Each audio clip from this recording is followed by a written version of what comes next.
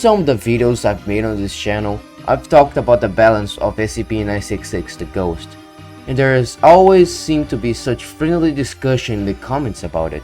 So I decided to analyze and research the case of SCP-966 in a neutral way in order for you, the viewer, to find your opinion instead of taking it from a YouTuber. This video will be organized in 3 segments: the arguments of the pro-buff people, the pro-nerf people, and the neutrals who think it's balanced. I also won't talk about See No Evil because I already complained about the existence in another video. A common argument I see is that the ghosts deals pitiful damage. From my hours of gameplay as in against him, I can indeed confirm his damage is awful. Between 20 to 30 damage, I'm pretty sure. This means he needs to hit a full HP target at least 4 times, sometimes 5 if you get unlucky. Considering he doesn't attack that fast, he's pretty awful even against one target. Something I also see is that SCP-966 has terrible health, around 1.8 to 2.2k HP. You could say this incentivizes the SCP player to stay hidden since they are glass cannon, except I just lied to you. He's not a glass cannon, he's just glass. Why specifically glass? Because it's also transparent, of course. His speed is also pretty slow, he's barely faster than the walking speed, and is completely overpowered by players that press shift on their keyboard. He is a terrible support SCP as well, only being able to ambush and kill low HP players, players who are completely out of stamina, and players who are cornered. Outside of these scenarios, it goes from actual danger to mild annoyance for the player being targeted. And even then, he still has to get to a player who is low. They could have noticed a ghost is nearby and just ran from their general direction until they find heals or other teammates.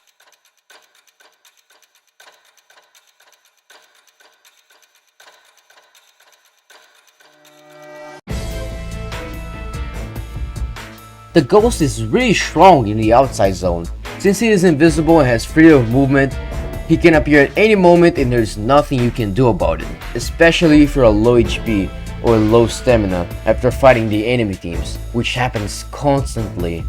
It can easily escape and become a Super Saiyan cultist, basically releasing every other SCP into the outside zone, so there's no risk for them to get blown up by the nuke or just be too far away from the exit when they're low HP.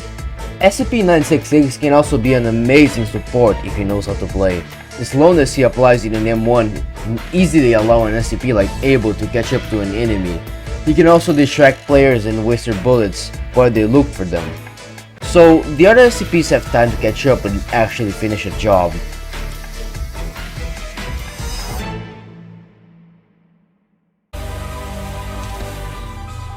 His HP and damage are fine. They are low because he's not supposed to be a damage dealer, but rather a saboteur, a flanker.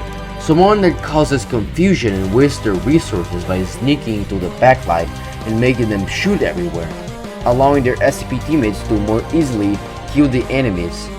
This interaction is balanced because if the ghost fumbles, they get heavily punished, but if they succeed, it greatly aids their team. Him being able to easily pick off single targets in ambushes is actually good because it kind of is the only way he can kill full HP targets, and against him you are incentivized to stay in a group, so if a ghost appears you can at least be protected by others. His walking speed is fine, it is faster than the normal walk speed of players, and his attack inflicts slowness, so he can more easily kill them. The other SCPs can also take the advantage of this to kill slowed down players. And this whole interaction wouldn't happen if they were protected by their teammates. Buffing the ghost will make them self-reliable, which will take away their characteristic of being an infiltrator, and instead a killing machine, or something that has no punishment for not using their stealth. And for nerfing them, it will make them useless, which I think is stupid. So, before I end this video, I suggest you reflect those arguments for each of the parties as if you were going against the ghost and playing as them as well. Is it fair? Is it actually balanced? Talk about that in the comments.